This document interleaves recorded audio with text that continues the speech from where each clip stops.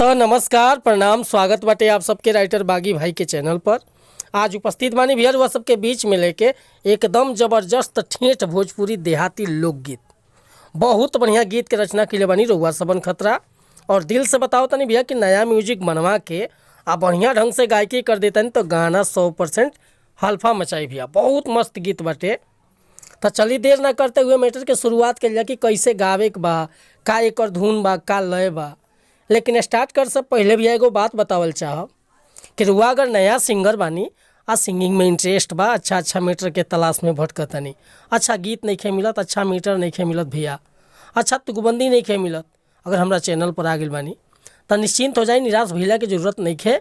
रुआ जैसन भी मीटर चाहत हो खब लिखवावे के भैया बिल्कुल उचित चार्ज पर रुआ के फर्स्ट क्लास के मीटर मिली, चाहे रुआ हिंदी में लिखवाई या चाहे भोजपुरी में लिखवाई, हर तरह के मीटर लिखेनी।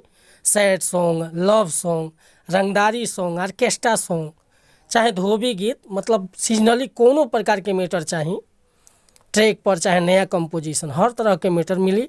और चाहे नया म्यूजिक बनवाओ के होखे तो ये खतरा कॉल चाह भैया कि चैनल पर नया बन तो चैनल के सब्सक्राइब कर ली, बेल आइकन प्रेस कर ली, ताकि हर रोज़ रुआ के नया नया मीटर सुने के, देखे के और गावे के मिलत रही।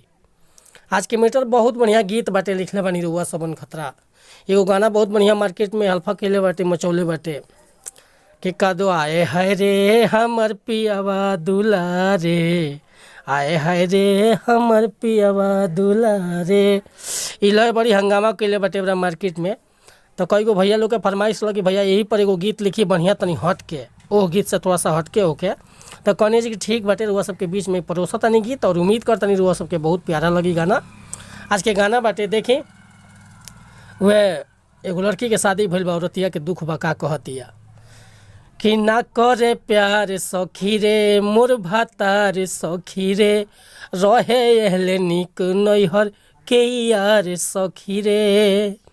ना करे प्यार सखी रे मोर भातार सखी रे, रहे एहले निक नैहर के यार सखी रे।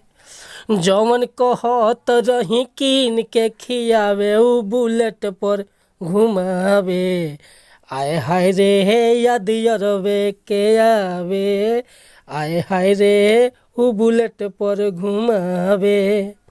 ना करे प्यार सखी रे मोर भातार सखी रे, रहे एहले निक नैहर के यार सखी रे।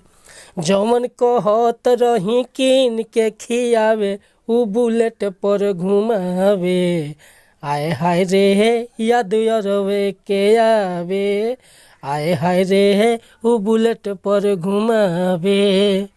तो उम्मीद करता नहीं भैया ये मुखड़ा रुआ समन के अच्छा लागल होई। हमरा गावे में दिक्कत हुई तो भैया क्षमा चाहता नहीं, काहे कि हम गीतकार हैं ना कि सिंगर। तो रुआ ये गाना के पसंद करता नहीं, फुल गीत लिखवावे के बा तो बेहिचक हमरा व्हाट्सअप नंबर पर संपर्क कर सकीले भैया। व्हाट्सअप के नंबर बाटे 8874473128। तो रुआ बेहिचक कोनो भी प्रकार के मीटर लिखवावे खतरा, चाहे नया म्यूजिक बनवावे खतरा, संपर्क कर सकत नहीं भैया। मिला तनी फिर से अगला वीडियो में कुछ नया गीत के साथ। तब तक के लिए रुआ सब सहमति चाहता नहीं, कोनो गलती त्रुटि अगर भइल हुई विजय बागी से तो क्षमा चाहता नहीं भैया। नमस्कार प्रणाम धन्यवाद भैया। जय हिंद, जय भारत, जय भोजपुरी समाज, हर हर महादेव।